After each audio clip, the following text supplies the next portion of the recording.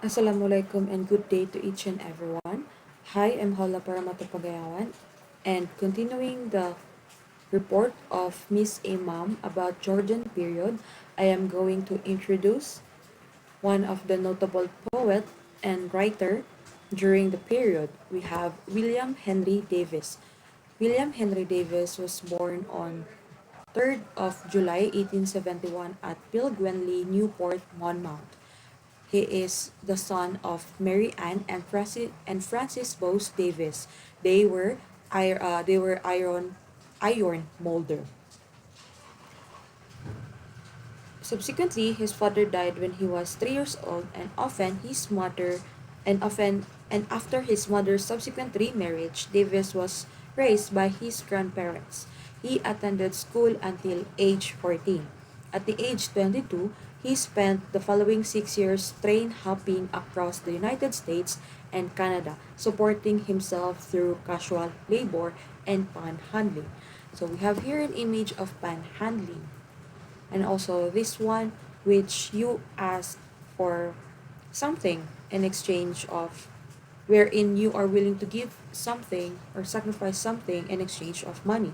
So just imagine how hard or this how did Davis struggled in his earlier days. Now continuing, after he had encountered a train hopping injury that necessitated the amputation of his right leg below the knee, Davis returned to Wales and then settled in London, where he devoted his time to writing poetry.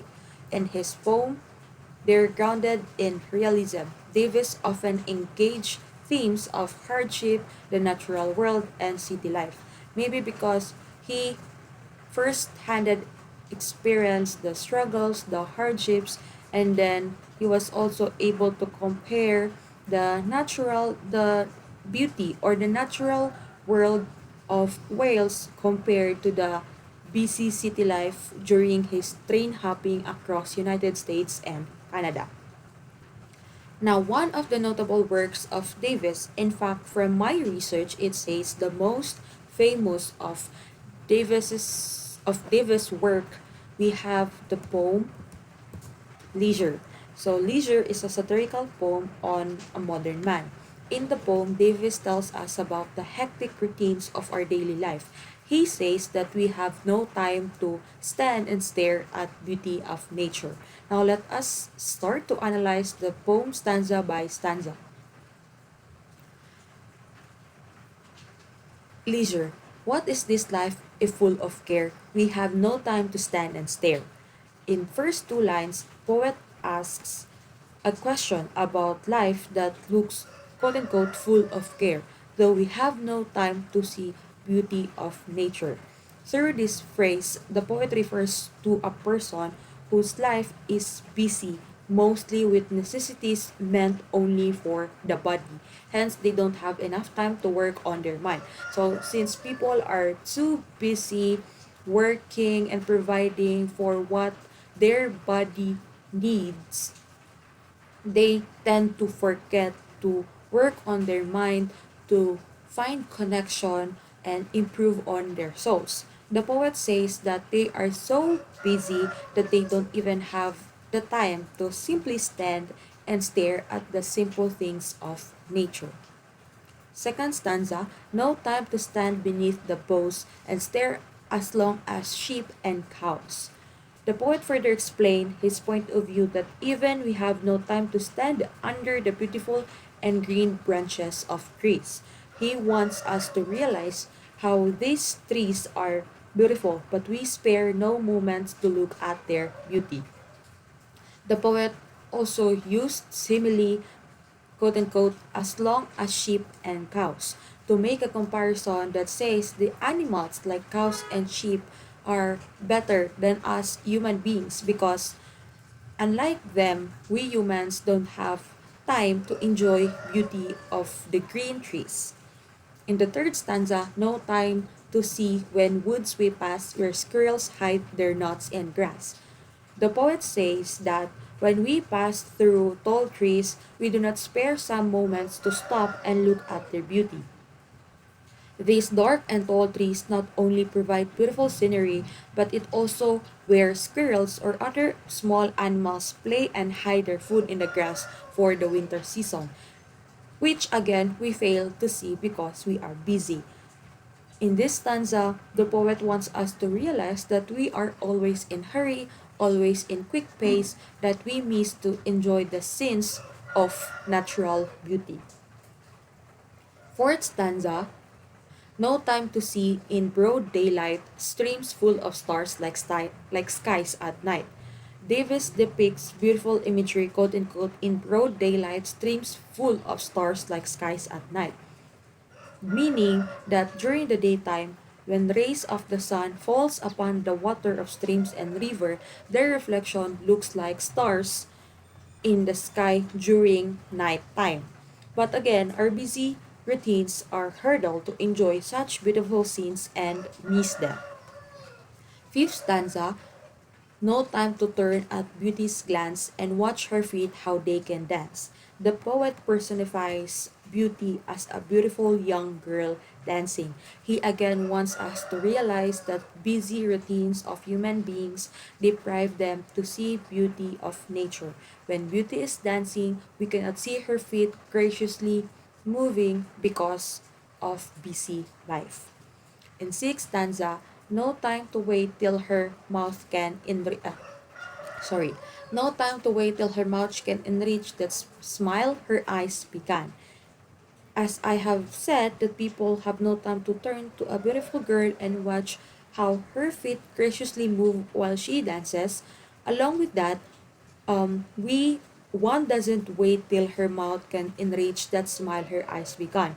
It is because when one is about to smile, her eyes reflect the sense of happiness first. Then after, one can see how the emotion gets expressed through her face. But the poet says that we cannot see her smiling. We cannot wait for her to we cannot wait for that smile to enrich her eyes because we have no time to stand and stare at nature that can refresh us. And then last stanza, a poor life this if full of care, we have no time to stand and stare. In the last stanza, poet takes pity on human being that what a life full of care. His being satire, his being a mockery that says, "Oh, really? This is a life full of care?"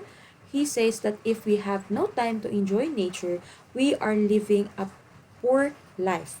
As human beings, we should spare some time. As human beings, we should spare some time to look at natural beauty spread all around us to enjoy life. He answers his first question in the first stanza that it is indeed a poor life because there is no time to enjoy natural beauty. I hope that is understandable. Proceeding, let us discuss the structure. So, leisure consists of 7 couplets, meaning there are a total of 14 lines and 7 stanzas because 14 lines is paired in couples, meaning by twos, so that gives us 7 stanzas. And then each stanza has rhyme scheme, which which is AA, BB, CC, DD, EE, FF, and GG. So as an example, in the first couplet, we have care and stare, which rhyme together. That is why we have AA. And then again, second stanza, bows and cows, we have BB. And then we have CC because of pass and grass. DD, we have DD because of rhyme scheme, daylight and night, EE because of glance and dance, FF because of can and begun, and GG for care and stare. So as I've mentioned, leisure consists of 7 couplets and the rhyme scheme of the poet is AABB and goes on. Apart from that, there is also regularity in the metrical scheme of the poem. Now, I did research what was the inspiration of Davies or why did he wrote the poem Leisure, to which I come up with what might be a historical context of the poem. Now, according to Richard J. Stonecipher, he traces the origin of the poem back to the sonnet by William Wordsworth, The World is Too Much with Us. So I hope you're able to recognize or remember who is William Wordsworth. So William Wordsworth was a notable writer from the romanticism or romantics period. Going back, in his critical biography of Davies, he says, quote unquote, Davies went to school with Wordsworth's sonnet entitled The World is Too Much with Us, and echoes from that sonnet resound throughout his work compared from his few other poems. Philosophically, no other single poem can be said to form the basis of so much of his poetry. The celebrated opening of his wise little poem, Leisure, has its origins here. To simply say, si Mr. Richard J. Stonesifer, he made a critical analysis of the poem of Davis. And of course, masasali sa analysis niya ang mga literary works ni Davis, to which he said that Davis' poem Leisure was somehow inspired or written with an influence from Wordsworth's sonnet The World is Too Much with Us. Now, if you may ask, what is the theme of the said sonnet? The world is too much with us. So the poem laments the withering connection between humankind and nature, blaming industrial society for replacing the connection with material pursuits. So yun ang theme ng sonnet. So what do you think? Does the claim of Richard J. Stonesifer in his critical analysis can be true? Or do you think that it can be possible that the quote-unquote the origins of the poem Leisure is from Wordsworth's sonnet The World is Too Much with Us? So I leave that question unattended because I also don't know the exact answer to the question. Although I have opinions, but that doesn't guarantee or that doesn't mean that it is correct. So I'll keep it to myself and I leave the question to you for you to ponder on your own. Now, proceeding to add something to your deliberation, let us discuss the themes of leisure. So Davies' poem Leisure presents several themes such as modernity, simplicity, spirituality, nature, and most importantly, leisure. So the most important theme of the poem is, as said earlier, is leisure. So what is leisure? So leisure from the dictionary, it means free time, use of free time for enjoyment or opportunity afforded by free time to do something. Now throughout his work, the poet highlights the importance of leisure, the importance of having free time, the importance of using of free time for enjoyment, the importance of having the opportunity to do something in one's life. Thereafter, another important theme of the poem, modernity, gets fused into the body implicitly. Here, the poet expresses how modernity keeps modern people separated from nature life. Apart from that, this poem is a celebration of simplicity and simple activities that keep one's spirit alive. Such simple activities lead one to the path of spirituality. So, of course, when people tend to be very busy, we cannot meditate on our own. We cannot work. We cannot work on our minds. We cannot improve or develop our souls, which creates or connects us to spiritual life. Further, the meaning of the poem is not hard to decode. The simplicity of the poem gives readers an idea of how simple things can touch a person deeply. Moreover, the title of the poem, Leisure, highlights the fact that one should have to make time for one's mind and soul. So yun nga yung sabi ko. A person has to invest that time in simple activities. The poet provides some solutions that one can follow to keep his or her mind healthy. Moreover, the significance of the proximity with nature is the main idea of the poem. So, the main idea of the poem is that we should spend our free time with nature, with with appreciating the natural beauty of nature, the natural beauty that surrounds us every day. Because even though it surrounds us every day, but we are so busy, we move in fast pace, then we cannot really see what is around us, or we cannot really see or appreciate things around us, how beautiful the natural world is. Proceeding, how does the poem Leisure reflected the literature in Georgian period? I believe the first reporter was able to mention the characteristics of Georgian literature, but we'll go through again to see how the poem Leisure reflected the literature in Georgian period. First, Georgian poetry is known for its focus on traditional forms and rhyme schemes, as well as its celebration of the natural world and the beauty of everyday life. As we have analyzed, the poem Leisure is written in traditional forms and styles of poetry such that it has rhyme words and regular meter and classical allusions in work. Another characteristic, Georgian literature has the theme of nature and the rural world, wherein the beauty of the natural world, especially the countryside and rural life, is said to be a reaction to the growing industrialization and urbanization of the time. We had mentioned billion times that the poem depicts nature and people who don't have time to appreciate the beauty of nature.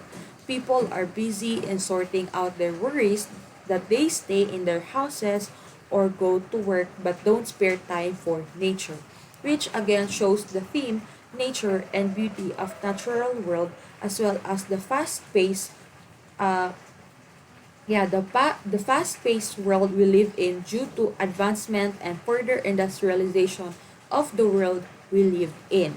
Now, lastly, the satire and social commentary. Lastly, satire and social commentary.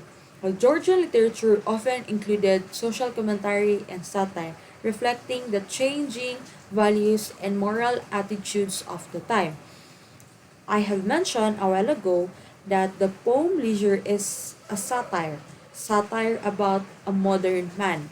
In the poem, Davies tells us about the hectic routines of our daily life, how we humans change from simple to busy, along with the changes in our morals and the values of urbanization and modernity. The poem expresses that we humans have no time to stand and stare at beauty of nature. Clearly, we can see that clearly by all of this, we can see that what era and how does the poem Leisure reflected or describe Georgian period. And lastly, here are some of the works and affiliations of William Henry Davies. You can read it through. You can read through this and his works and other information related to him if you want to know more about him. I guess this would be all, and thank you for listening. Bye.